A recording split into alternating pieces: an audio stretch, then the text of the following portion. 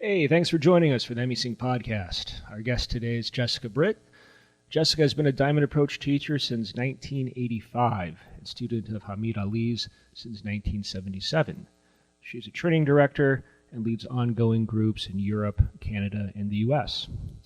The Diamond Approach is a dynamic, evolving teaching originated by Hamid Ali, who writes under the pen name A.H. Almas and Karen Johnson. Diamond Approach leads to openness, freedom, and realization of the many dimensions of our human potential, especially the amazing secrets of our spiritual nature. There are no beliefs to accept or ideology to embrace. You simply need a sincere desire to know what is true about yourself. Combining time-honored spiritual practices with modern psychological understanding, Diamond Approach methods help the practitioner to skillfully penetrate obscurations to one's inner richness and luminous depth.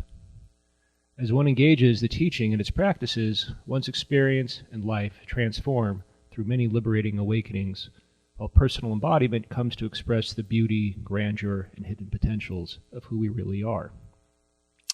In the interest of full disclosure, I myself have been a student of the Diamond Approach since 2011, shortly after the time that I became involved with Bob Monroe's work in Hemi-Sync. In the 1980s, Jessica Britt was on the Gestalt staff of Esalen Institute, creating an integration of Reichian and Gestalt work. While at Esalen, she was a student with the Native American traditions, leading wilderness journeys. In addition, she studied continuum movement with Emily Conrad. Starting as a nurse in the 1970s, she specialized in the field of childhood sexual and physical abuse. Jessica continues to practice from a view that includes the whole of the miracle of conscious life. Here's Jessica Britt.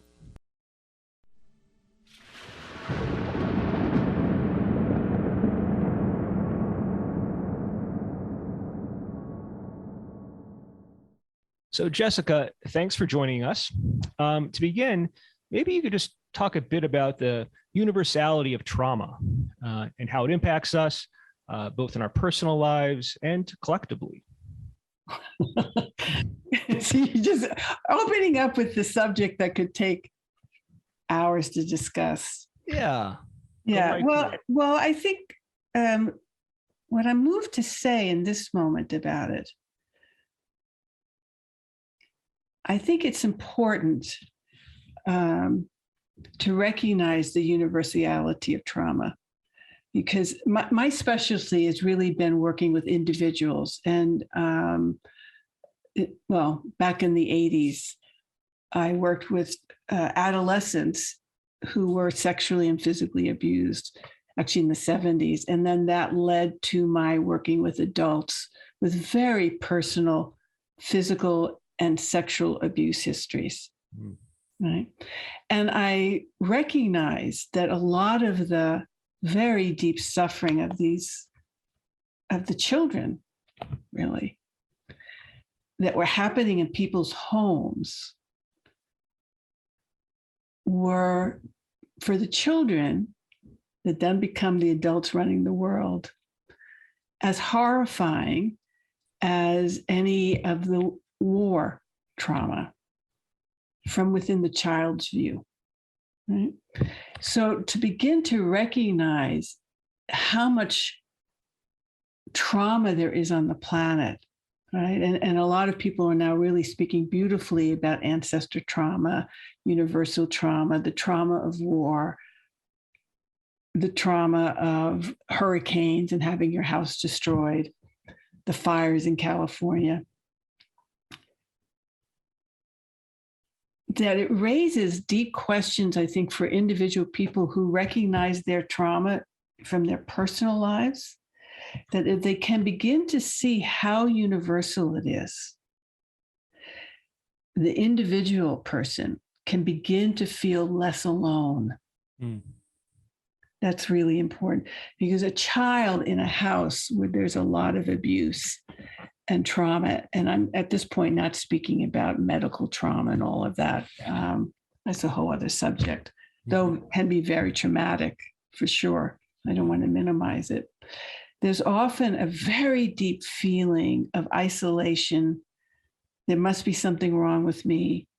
It's only happening to me, because children are so generous, they blame themselves. The children just do that, right? And so as these we become adults, and that's what's so important about the work you're doing to bring information forward, and the work of Peter Levine and many, many people who are bringing forth the question of trauma, that it cuts through the sense of aloneness. Mm-hmm. Now, it raises other questions like, why is there so much trauma? What's going on in the universe? Right. Right. And so how do folks tend to show up in their lives in response to trauma? Because lots of folks that might be listening might not even realize that they're doing it, that, their history of trauma is patterning how they're showing up and how they perceive themselves. I don't want to get too psychological. Yeah. But since this is, the work that you are doing has such a strong spiritual orientation, right? I am going to speak from that perspective, that our consciousness, when we are really liberated, has a sense of openness and freedom and a heartfulness and transparency to it, right? If we think of a Thich Nhat Hanh or Desmond Tutu or Dalai Lama, there's something about their graciousness. And these three men are really exemplars for me because they did experience universal war trauma and racial trauma. And yet somehow or other, they were able to establish and maintain their sense of basic goodness. Mm-hmm. That's why they're exemplars. People individually, when they feel traumatized, it's natural for the child, and Peter Levine writes about this beautifully, that the living consciousness is so sensitive, right? Mm-hmm. That when a force comes towards it that is oriented towards, that's hurtful. I'll just say that's hurtful because medical trauma is hurtful, but they're oriented towards the good. But a lot of children grow up in families where the force has aggression in it, has shaming in it, has putting downness in it. The openness of the young soul is just going to withdraw and close. Mm-hmm. And that becomes the seed of what's universally known as the personality. And so we grow up and there's a defensiveness. There's a fear of openness. Mm-hmm. And there's a kind of on guardness. And some people, anyway, there's all kinds of ways that on guardness manifests itself, but there's a lack of openness, really. Mm-hmm. And as part of that, would you say it's common for the person who has experienced trauma to identify with it, to actually, Absolutely, because the closeness, all spiritual practices are oriented towards allowing the individual consciousness to begin to know itself beyond its history. That's a well-established spiritual principle, right? To go beyond one's history and to feel one's true nature, one needs to have an ability for a certain openness, to move towards openness. If there's a trauma history, the orientation is going to be to stay closed, to stay safe. Mm-hmm. So even though you move towards spiritual work, there's going to be a hesitancy about opening up. Mm-hmm. And how to approach that. And then, like I said earlier, the young soul in us, the young part of us, has a way of blaming ourselves. So oftentimes people, they look at their spiritual teacher and they go, well, they did it, but I'll never be able to do it. Yeah. I'm not worthy of doing it. Yeah. And there's all this self-doubt, a lack of trust in oneself, a lack of trust in others, a lack of trust in the universe. Mm-hmm. So part of my orientation working with someone is there's a few things, but one thing is to begin to establish for the person the the naturalness of their closed down state had a certain wisdom in it to protect themselves. Yeah. Right? And they don't need to judge themselves about that. Number one. Mm-hmm. Number two, to point out to the person a kind of inner wisdom. I haven't met one person who, even though they might blame themselves, don't recognize that something's off. Something's not right. They might end up saying something's not right about me, but I kind of call it the children who see the emperor has no clothes on. Mm-hmm.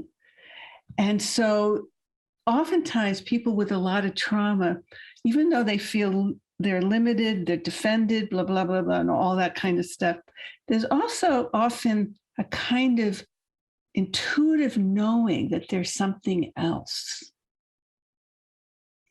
which puts many people with trauma histories on a spiritual path. Yes. Right? So how does someone who is protecting and shut down because of trauma, who then maybe takes the step of realizing that there was good reason to be withdrawn, to be protecting, kind of make the transition to actually working with the root cause of the trauma and perhaps even moving through it?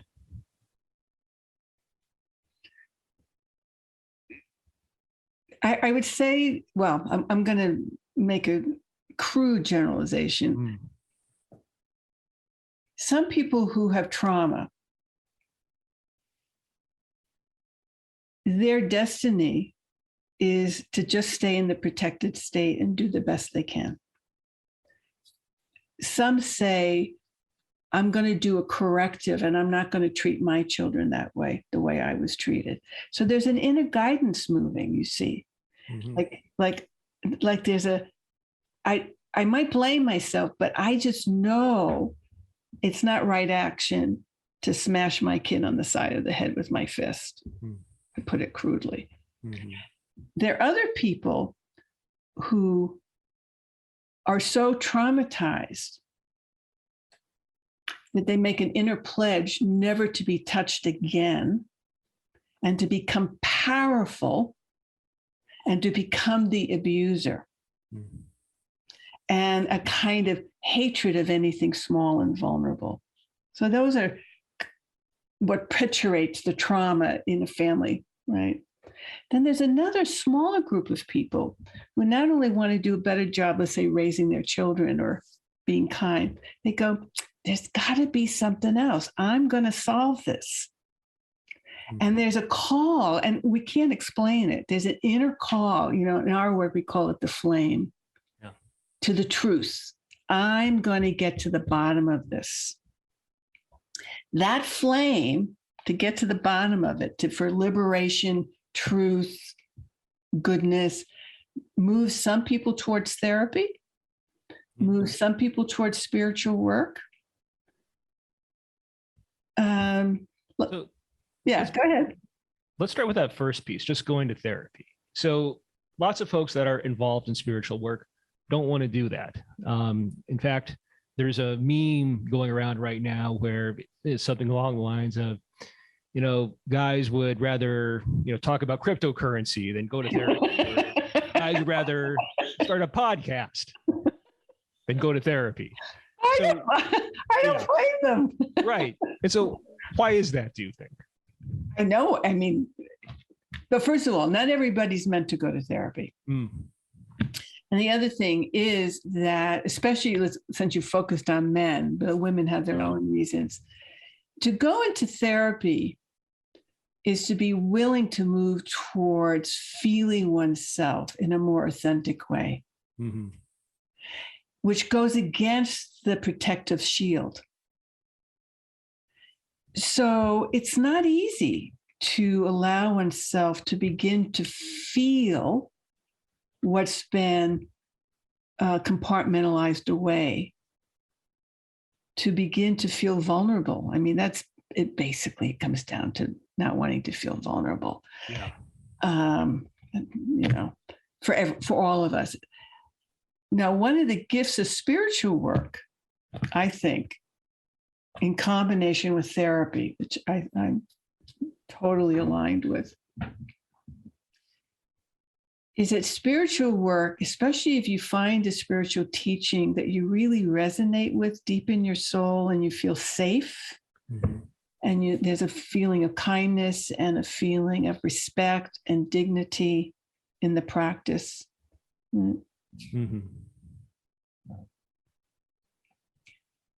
Can begin to, especially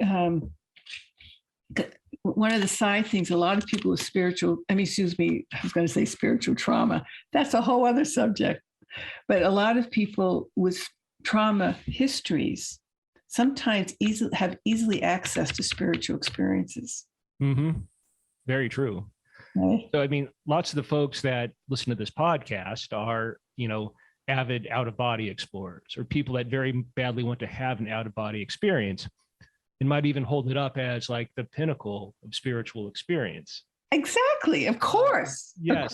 Of course. We should talk about more in a little bit. Yeah. But I need your help to stay on point. We should talk about that. But in between those 2 points, if one actually begins to feel something about reality, whether it's out-of-body experiences, meditation practice, a brilliant experience walking in nature, something touches you, that one begins to establish experiences of some kind of larger goodness, can give the individual soul some courage to actually turn inward and feel their own inner truth. So like practices of compassion, let's say in the Buddhist practices of compassion, for example, can begin to help us recognize, there is such a thing as loving kindness. And the more we feel that, and this is a paradox, some people actually, their inner hurt places start surfacing because there actually is some goodness in the spiritual field. There is some goodness in their personal life. And something deep inside begins to stir and go, oh, there's something else. I knew it. I knew there was something else. And then, you know what I mean? And then the dialogues can start between the history and spiritual reality, actually. Yeah. So just kind of connecting that hint of goodness back to your earlier point about not wanting to be vulnerable. As someone who has often not wanted to be vulnerable and avoided therapy, there is a tremendous sense of goodness, I think, in finally realizing that you're vulnerable, right? Absolutely. Oh, that's beautifully said, Garrett. That's really beautifully said. Yeah. So I'm feeling my heart center as you say that, right? Yeah. There is a kind of sweetness when one feels safe enough to feel vulnerable, right? Because one begins to actually sense the truth of one's heart. And heart intrinsically wants to be open. It's generous. Heartfulness, right? Heartfulness has a generosity to it. I also think there's a sense of basic aliveness that is not possible unless you're vulnerable to some degree.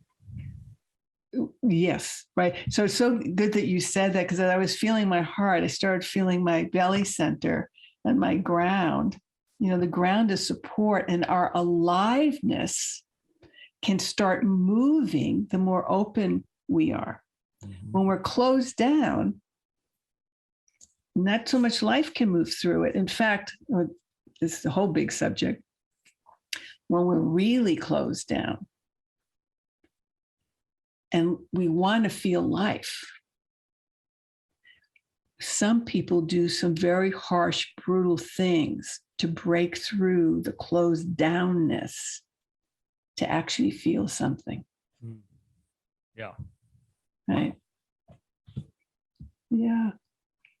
So that opens that opens up to all types of abuse, abuse of others, abuse of the self, just to feel that aliveness. Just to feel that. No question about it. I mean, I've studied it quite deeply personally, and just working with others. And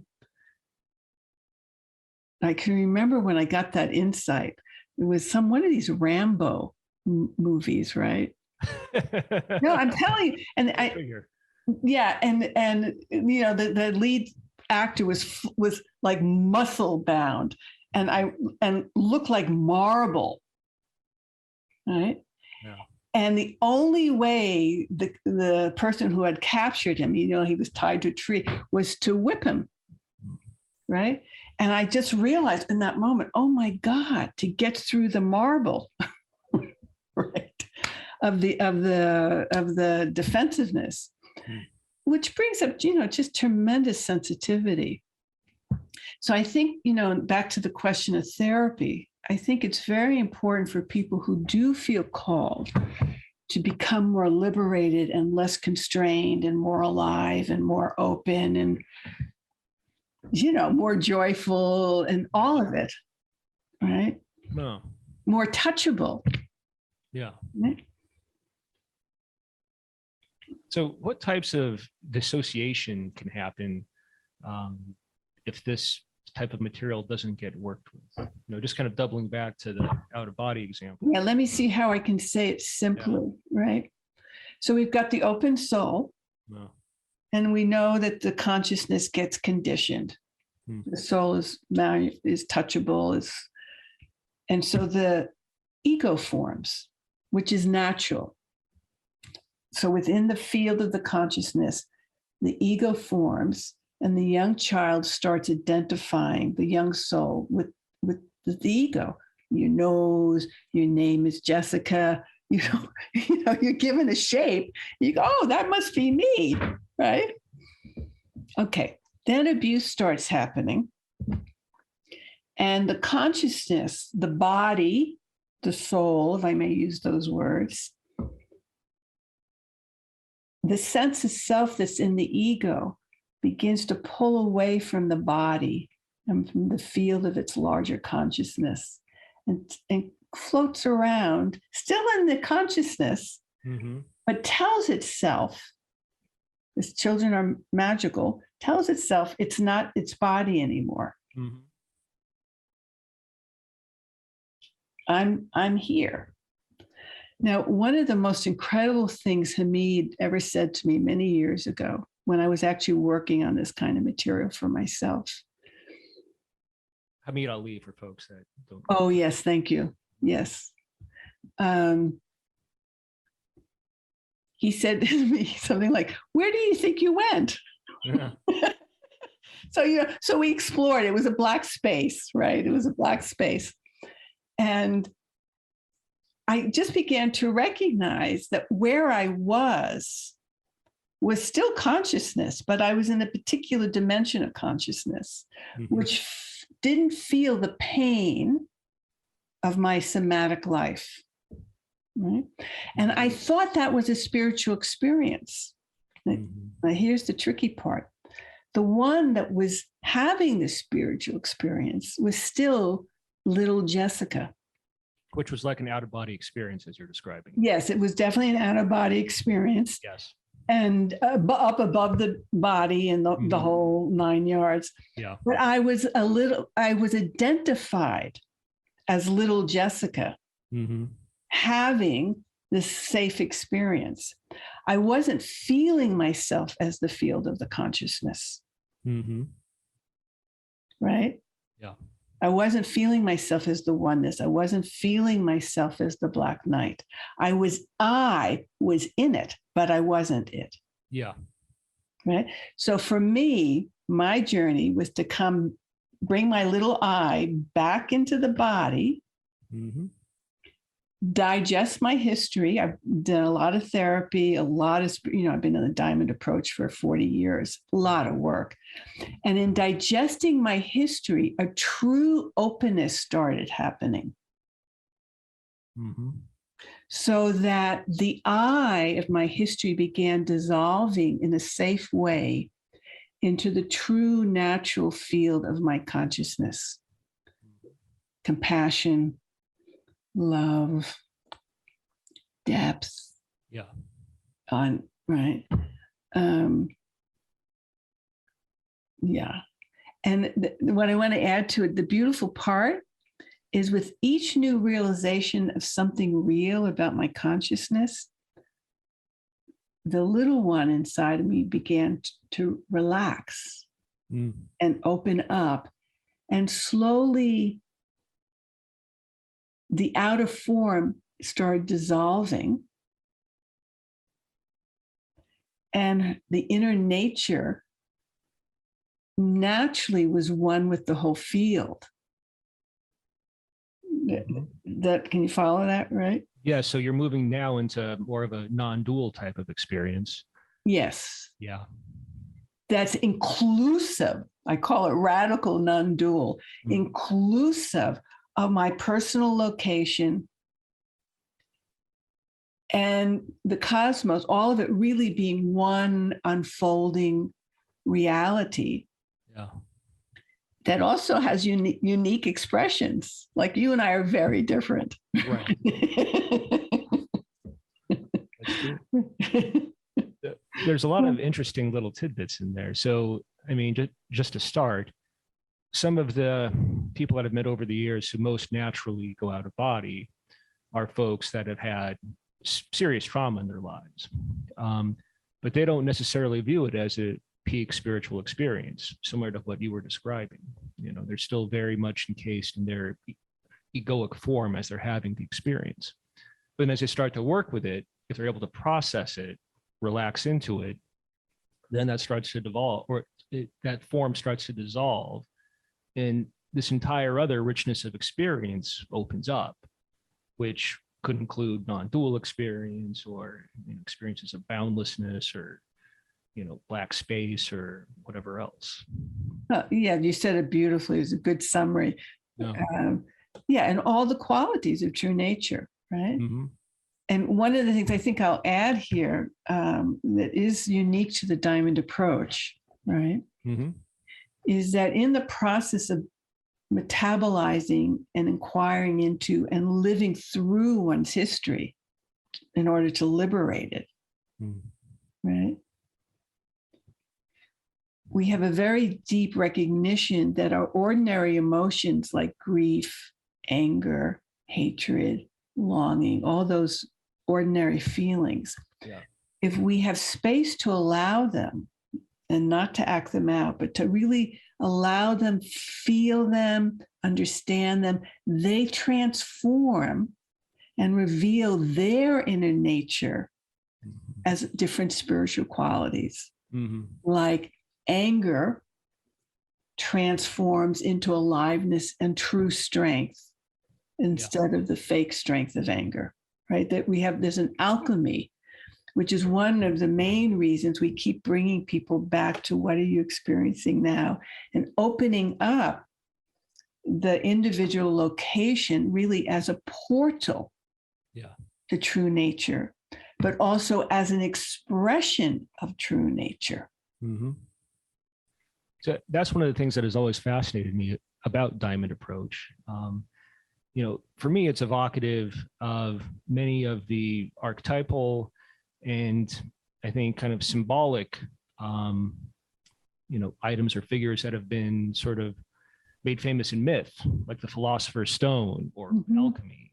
I mean, that's really kind of what you're talking about there. I mean, that's true alchemy.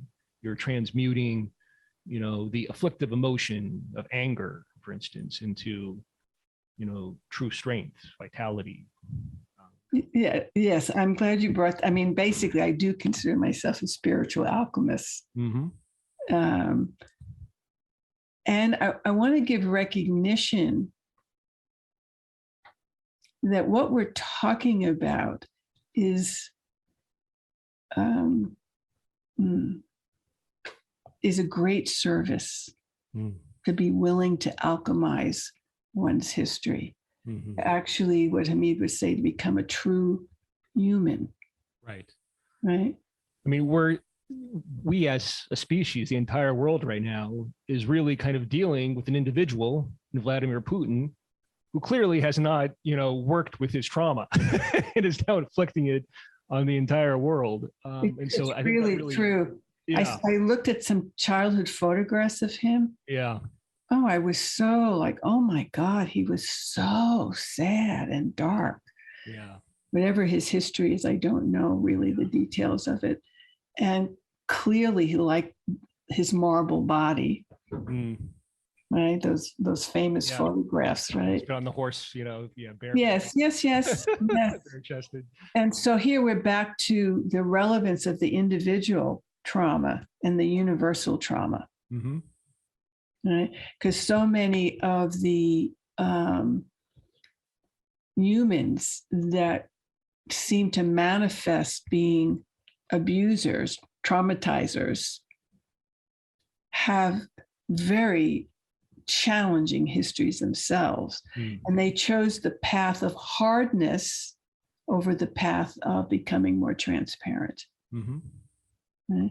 So that one of the important things about the ego that Sigmund Freud, if I may bring his name into the space, defined the ego as ego defenses. That the personality is fundamentally a defensive structure. Within that structure, some people feel a deep intuitive call to become liberated from the structure. And some people leap out of the structure into these spiritual states, and the history is sitting there. What's hard to recognize is the one who's gone into the out-of-body experience is still the one that's been defined by the structure. Yeah. Right. That's important. So I think a lot of folks that are into out-of-body experience and kind of view it as like the apex of spiritual experience skip a lot of these steps. And you have a term for that, right? What do you call it? Spiritual bypass. Spiritual bypassing. Yeah, right. Yeah. Now, one of the things I've really come to recognize is that for some people, that is their karma, that is their destiny, that is their potential, is to actually have the capacity to travel different realms. Right. I'm just one of these people that decided to travel the different realms. I just remembered, I will share this. I very long time ago, in an early session with Hamid,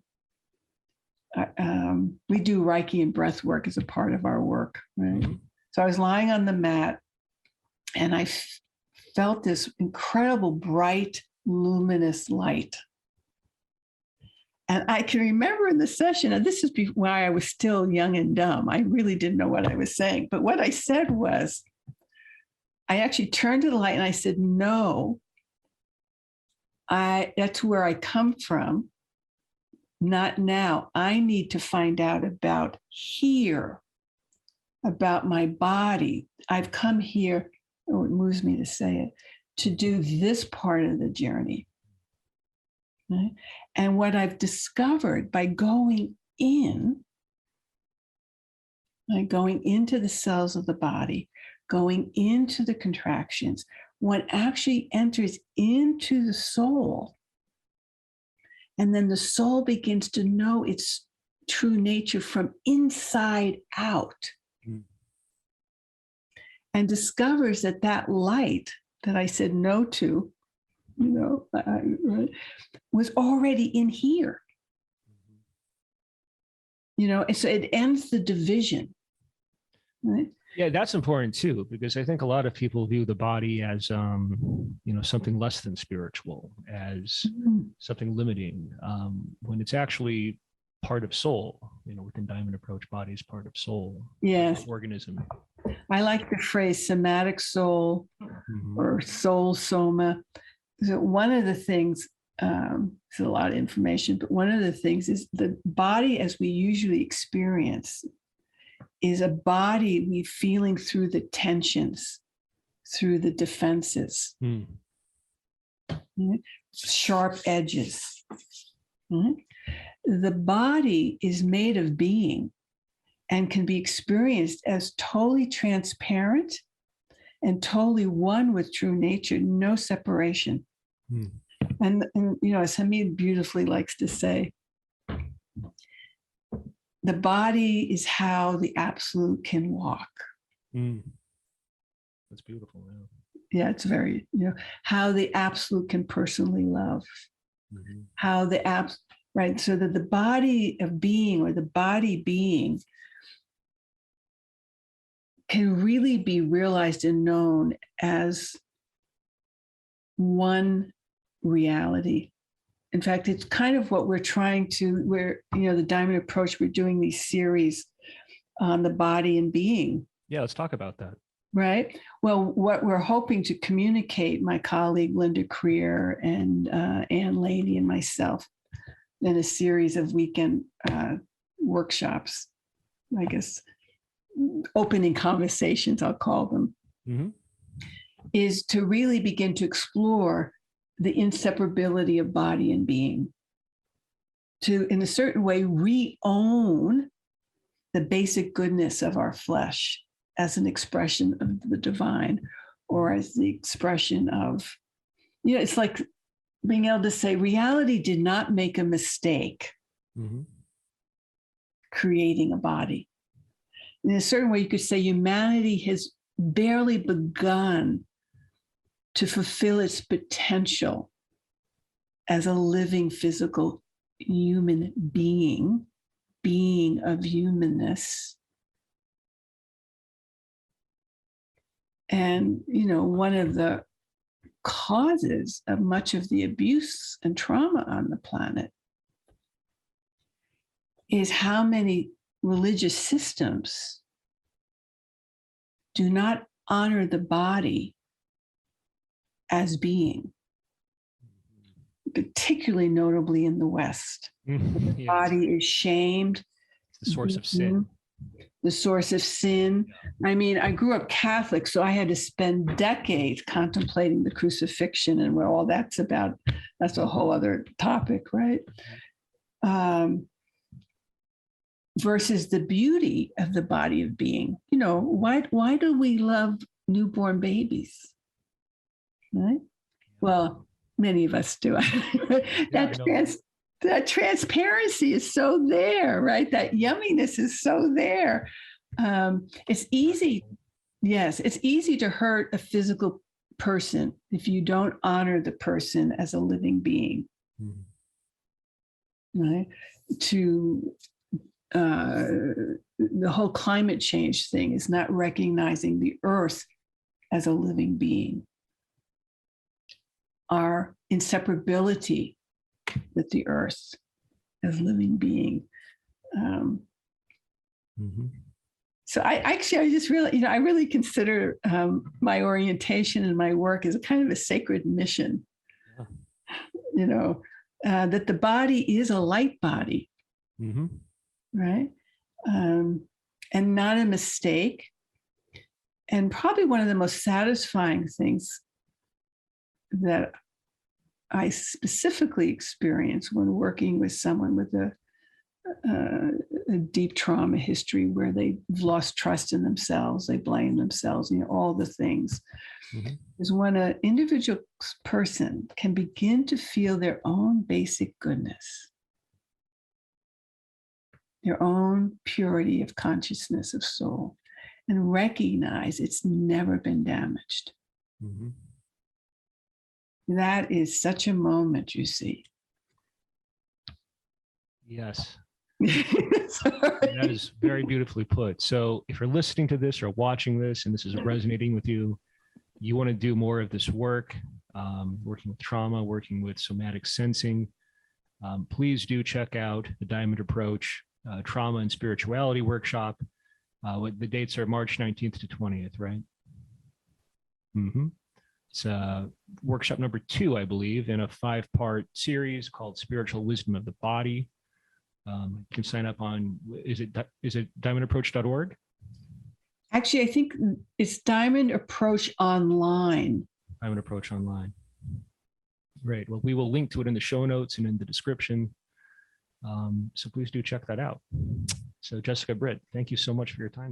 You're welcome. You barely contained me. You did a good job. You did a good job. Thanks so much. You're welcome, dear.